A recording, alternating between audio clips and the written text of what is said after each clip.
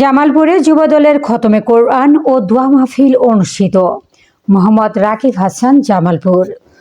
বাংলাদেশ জাতীয়তাবাদী যুবদল জামালপুর জেলা শাখার উদ্যোগে খতমে কোরআন ও দোয়া মাহফিল অনুষ্ঠিত হয়েছে।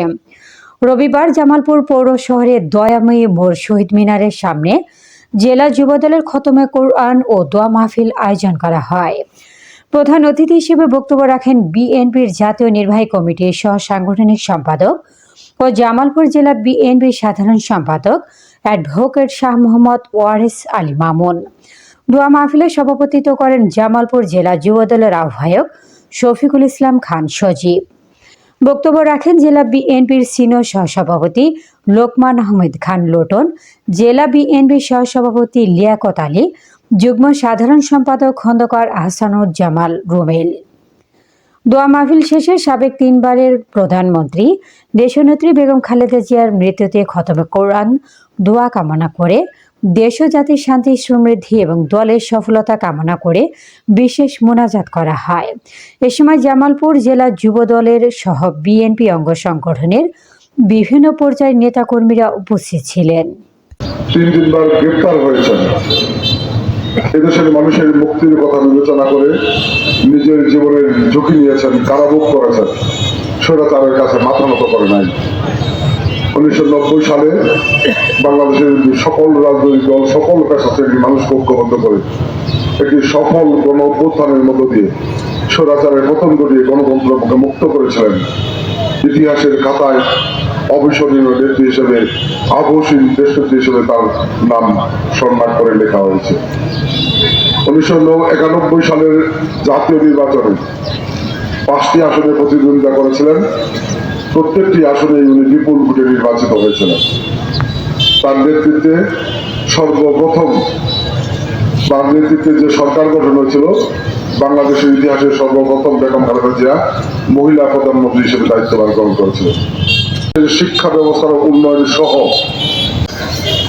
অ্যাডভোকেট ওয়ারেস আলী মামুন, উপস্থিত বিভিন্ন পর্যায়ের নেতৃবৃন্দ, সবাইকে সংগ্রামী শুভেচ্ছা। আমি আমার বক্তব্যের শুরুতেই মহান আল্লাহ তাআলার কাছে দোয়া প্রার্থনা করছি, শহীদ রাষ্ট্রপতি জিয়াউর রহমানকে যেন জান্নাত দান করা হয়। আল্লাহ তাআলার কাছে দোয়া করি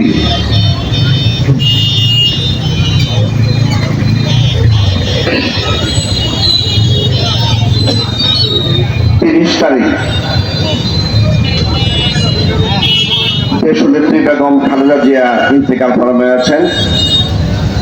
আল্লাহ তাআলা তাকে যেন জান্নাতুল ফেরদৌস দান করেন, তার কবরকে যেন জান্নাতের একটা বাগানে পরিণত করেন। আল্লাহ তাআলা যেন তাকে জান্নাতি পোশাক পরায় দেন। আল্লাহ তাআলা যেন তাকে তার জীবনের সমস্ত গুনাহ মাফ করে দেন। আপনারা সবাই জানেন যে আজকে জামালপুর সদর আসনে জামালপুর 5 এবং জামালপুর 4 আজকে নমিনেশন বাছাই ছিল। আল্লাহ তাআলার কাছে শুকরিয়া আদায় করি, আমাদের প্রিয় নেতা অ্যাডভোকেট ওয়ারেস আলী মামুনের মনোনয়নপত্র বাছাইয়ে উনি উত্তীর্ণ হয়েছেন, ওনার মনোনয়নপত্র বৈধ হয়েছে।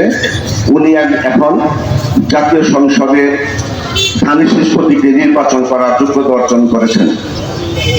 এবং আমাদের সভাপতি, জেলা বিএনপি সংগ্রামী সভাপতি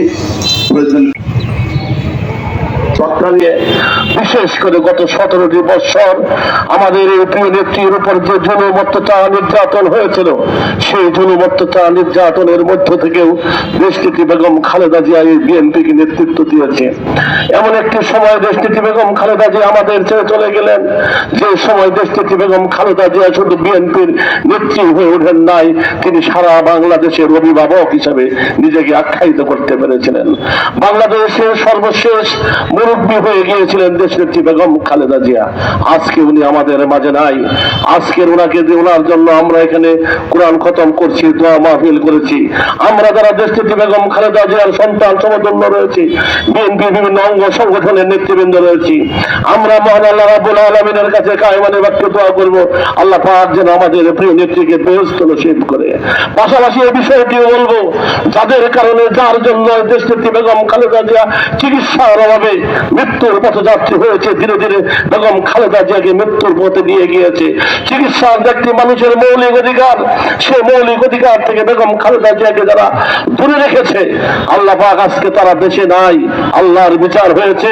আমরা শপথ নেই আগামী 26-এর নির্বাচনে আমরা আমাদের যার যার অবস্থান থেকে আগামী 26 সালের 12ই ফেব্রুয়ারির যে নির্বাচন, সেই নির্বাচনে আমরা আমাদের জামালপুরে সহ সারা বাংলাদেশের মানুষ যারা রয়েছে, আমরা আমাদের কাঙ্ক্ষিত প্রতীক